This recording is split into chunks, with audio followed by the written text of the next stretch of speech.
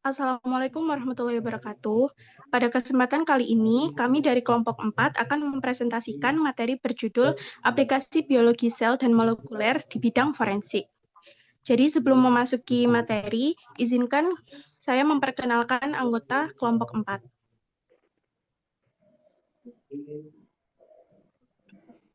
Baik, untuk anggota yang pertama ada Helda Hevinda dengan 3 digit NIM terakhir 085. Selanjutnya Sabrina Aulia Jenny dengan 3 digit NIM terakhir 087. Selanjutnya ada Saadah Nur Afia dengan 3 digit NIM terakhir 093. Ada Maulida Zidni Ilma dengan 3 digit NIM terakhir 105. Selanjutnya Muhammad Hazir Irsyad dengan 3 digit NIM terakhir 116. Dan saya sendiri, Safira Soliha dengan 3 digit NIM terakhir 125.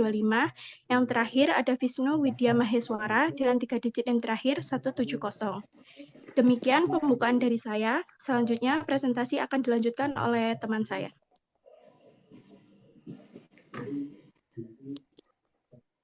Baik, di sini saya pertama akan menjelaskan apa itu Next Generation Sequencing. Nah, Next Generation Sequencing atau dapat disingkat dengan NGS merupakan teknologi modern yang digunakan untuk membaca urutan DNA ataupun RNA.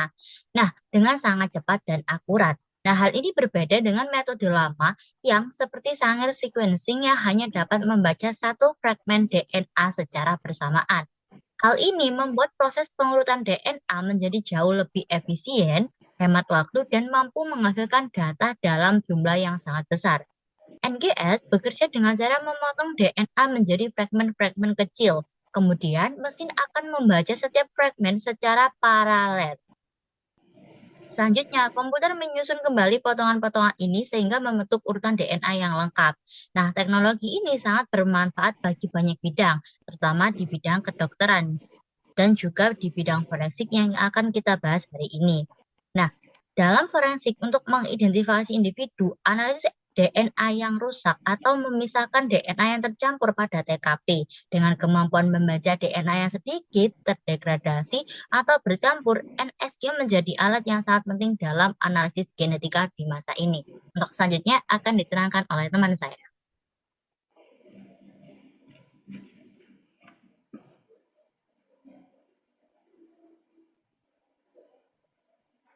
Baik. Selanjutnya ada perkembangan teknologi sequencing. Dilihat dari gambar tersebut menunjukkan perkembangan teknologi sequencing dari generasi pertama tahun 1975 hingga generasi ketiga tahun 2015.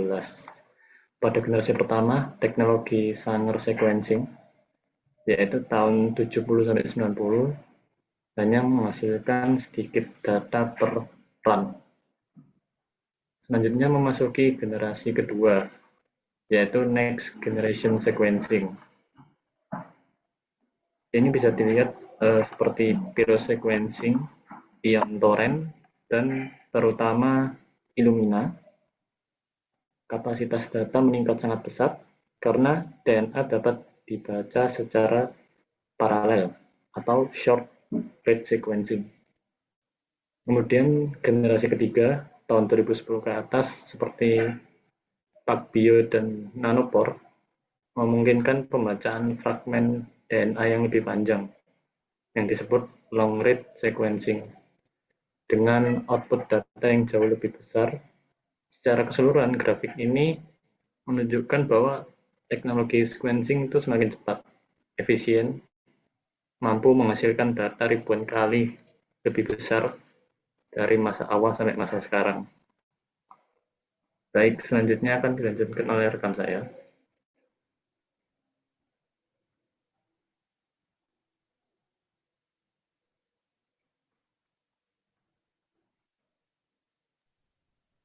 Baik, untuk aplikasi biologi sel dan molekuler dalam bidang forensik. Berdasarkan referensi dari jurnal yang kami temukan dengan judul Next Generation Sequencing Trends and Advancements, teknologi NGS ini memungkinkan kita membaca DNA dalam jumlah yang sangat besar dan dengan akurasi tinggi. Bahkan ketika sampel yang ditemukan di TKP itu sedikit, rusak, ataupun bercampur. Dari sisi biologi molekuler, NGS ini digunakan untuk menganalisis STR, SNP, dan mtDNA dalam mengidentifikasi individu serta memisahkan DNA pelaku dan korban pada sampel campuran. Teknologi ini juga mampu memprediksi ciri fisik seseorang seperti warna mata, rambut, dan kulit melalui analisis SNP tertentu.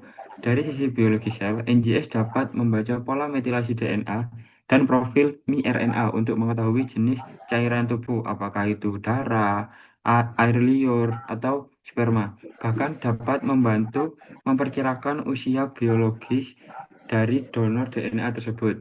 Selain itu, NGS juga bisa digunakan dalam forensik mikrobiologi melalui analisis metagenomik yang dapat dipakai untuk memperkirakan waktu kematian atau melacak sumber mikroba dalam kasus bioterorisme.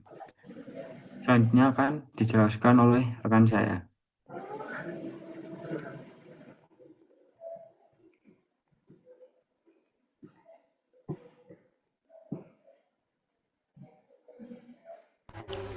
Selanjutnya, ada dampak Next Generation Sequencing atau NGS dalam bidang forensik, diantaranya yaitu yang pertama yaitu dapat meningkatkan kemampuan analisis DNA dalam kasus forensik.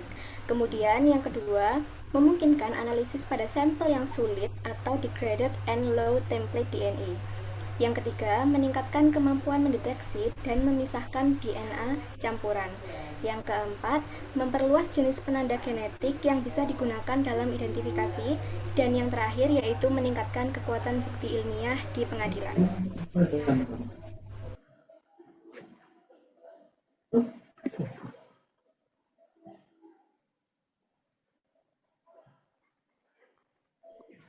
Bagi untuk selanjutnya yaitu manfaat Next Generation Sequencing atau NGS dalam bidang forensik. Yang pertama yaitu mempercepat analisis genom secara menyendiri.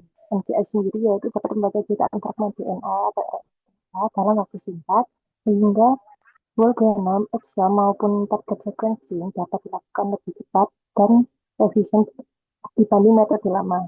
Lalu yang kedua yaitu mengidentifikasi variasi genetik dengan tingkat akurasi tinggi.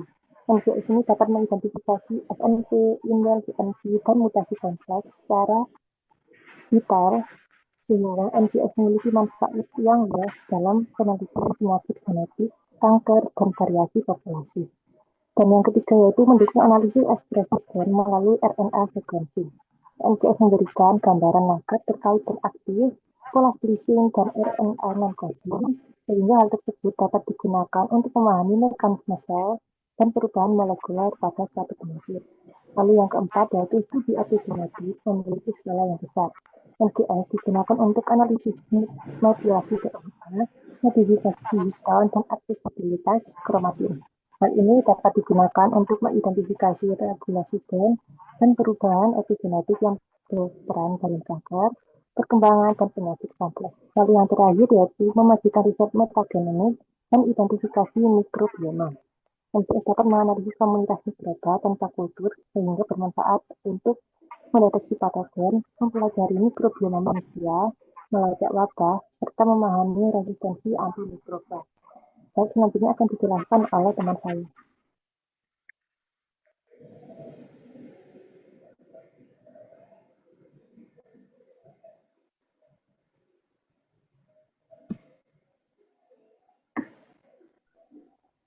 Baik, berdasarkan pemaparan materi. Jadi berdasarkan pemaparan materi aplikasi biologi sel dan biologi molekuler di bidang forensik, kita dapat menarik kesimpulan bahwasanya pembangunan teknologi sequencing hingga next generation sequencing atau NGS itu mampu meningkatkan kecepatan, kapasitas, dan ketelitian analisis DNA dibandingkan metode konvensional. Nah, NGS ini memungkinkan analisis sampel forensik yang sulit seperti DNA terdegradasi, jumlah sangat sedikit, atau DNA campuran. Penerapan biologi sel dan molekuler berbasis NGS ini mampu memperluas identifikasi forensik melalui berbagai penanda genetik, analisis epigenetik, dan mikrobioma. Dengan demikian, NGS ini memiliki peran sangat penting dalam bidang forensik modern dan mendorong kemajuan riset biomedis. Jadi, itu pemaparan materi mengenai aplikasi biologi sel dan molekuler di bidang forensik dari kami. Semoga materi tadi dapat bermanfaat untuk kedepannya. Sekian dari kami. Wassalamualaikum warahmatullahi wabarakatuh.